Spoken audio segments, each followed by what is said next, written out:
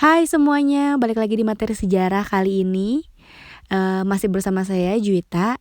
Kali ini saya masih akan membahas tentang materi kita sebelumnya. Nah, di sini siapa yang masih ingat apa aja tahapan-tahapan bumi yang bakal kita pelajari?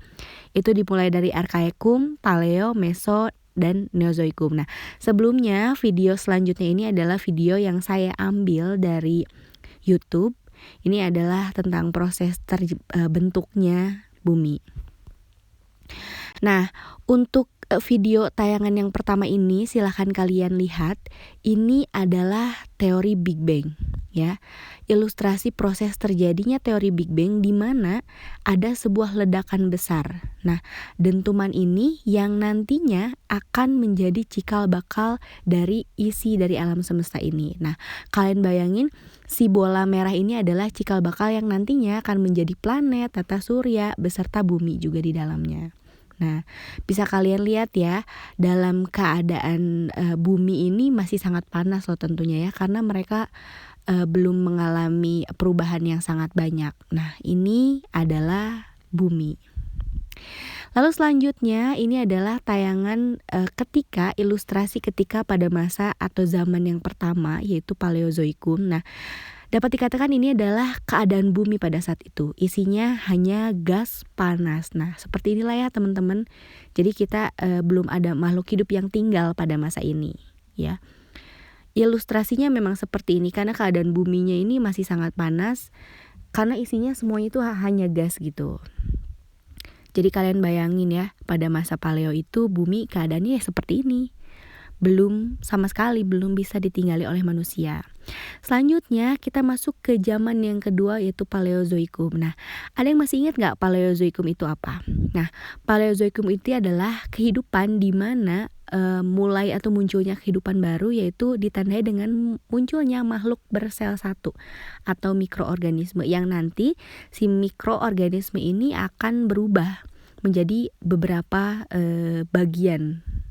Nah, seperti contohnya nanti ini sel-sel ini akan tumbuh menjadi makhluk-makhluk hidup yang dapat hidup di bumi tentunya ya. Maka dari itu Paleozoikum ini dapat dikatakan sebagai awal mula munculnya kehidupan. Gitu ya.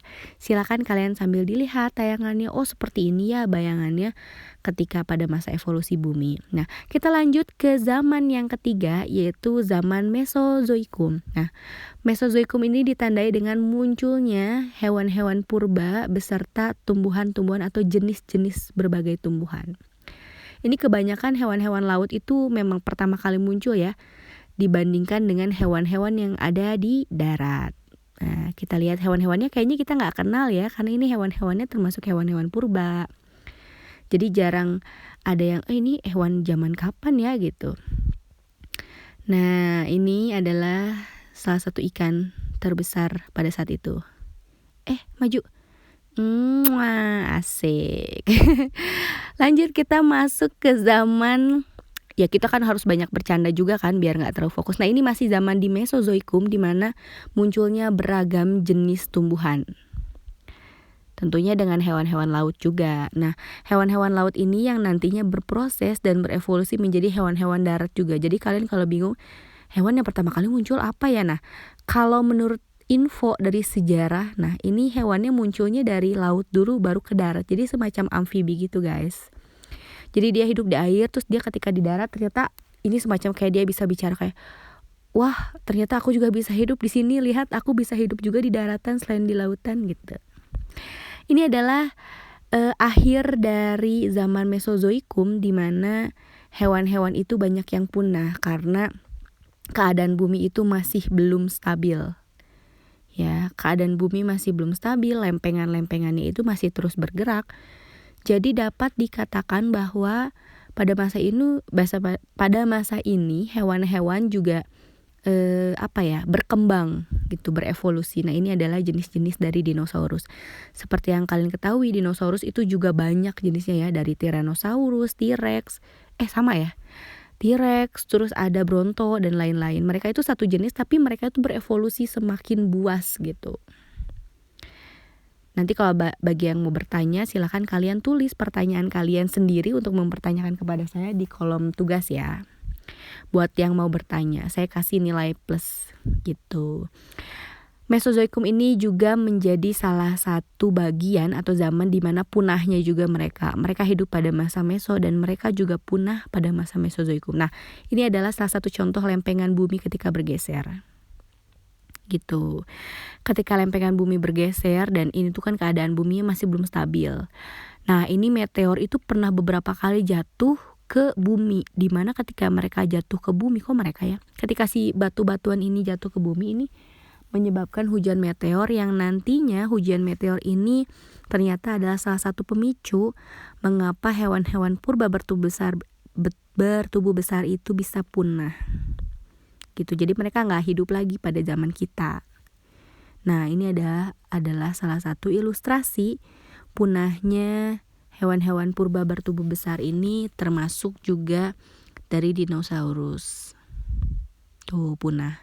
Terakhir, ini adalah zaman Neozoikum, di mana zaman ini adalah muncul primata serta manusia jenis awal. Jadi mereka ini hidup secara berdampingan, guys.